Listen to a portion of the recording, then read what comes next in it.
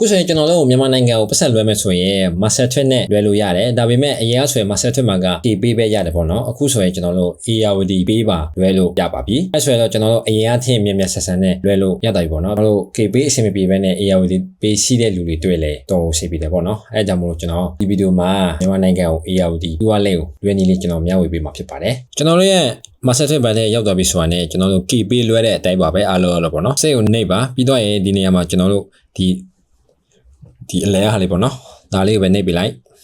ပြီးပါရင်ဒီမှာကျွန်တော်တို့မြန်မာကိုရွေးဒီနေရာမှာကျွန်တော်တို့ ARD e-wallet ရွေးပြလိုက်ပေါ့နော်ပြီးတော့ရင်တော့ကျွန်တော်တို့ဒီမှာမြန်မာငွေကျွန်တော်တို့အခုတသိန်းလွှဲပါမယ်တသိန်းဆိုတော့ကျွန်တော်တို့100နဲ့3ကျပ်ပေါ့နော်ပြီးတော့ရင်ကျွန်တော်တို့ကတော့7ကျပ်ဒီမှာတော့ကျွန်တော်ရဲ့နာမည်ထည့်ရမှာပေါ့နော်ပြီးတော့ရင်ဒီမှာကျွန်တော်တို့ ਨੇ ပါတဲ့ share ပေါ့နော်ကျွန်တော်ကတော့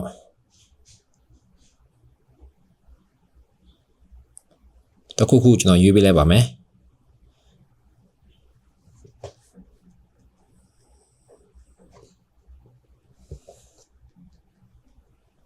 ပြီးဒီနေရာမှာကျွန်တော်တို့ရဲ့မြန်မာဖုန်းနံပါတ်ပေါ့နော်ပြီးတော့ next ပဲ next ဒီနေရာမှာကျွန်တော်တို့ရဲ့ဖုန်းနံပါတ်ပဲပြလုပ်ပေးရပါမယ်ပြီးဒီမှာပဲ5 next ပေးလိုက်ဒီမှာကျွန်တော်369ထည့်ပေးရပါပေါ့နော်ဒီမှာကျွန်တော်တို့ account number ပေါ်လာပြီပေါ့နော်ဒီမှာ next ဒီနေရာမှာကျွန်တော်တို့ profile ပဲ next ပေးလိုက် okay အဲ့ဆိုရင်ကျွန်တော်တို့ရဲ့ setting ထည့်ရောက်တယ်ပေါ့နော်ပြီးရင်ဒီနေရာမှာကျွန်တော်တို့ဘာတွေ့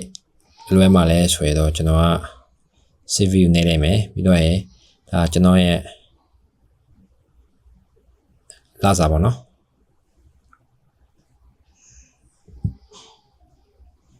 ဒီမှာဒါဆိုရင်ဒီမှာကျွန်တော်ရဲ့နောက်မယ် e-wallet ဖုန်းနံပါတ်ကျွန်တော်ရဲ့ငွေလဲအမပေါ့နော်ပြီးတော့ဒီနေရာမှာစိတ်ကိုနှိပ်ပြလိုက်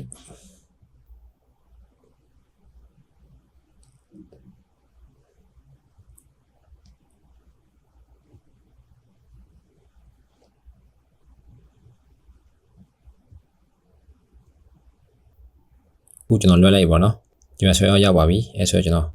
ဒါနဲ့သူဘယ်လောက်ကြာမလဲဆိုတာတော့ဒီမှာပါအခုတော့ဆိုတော့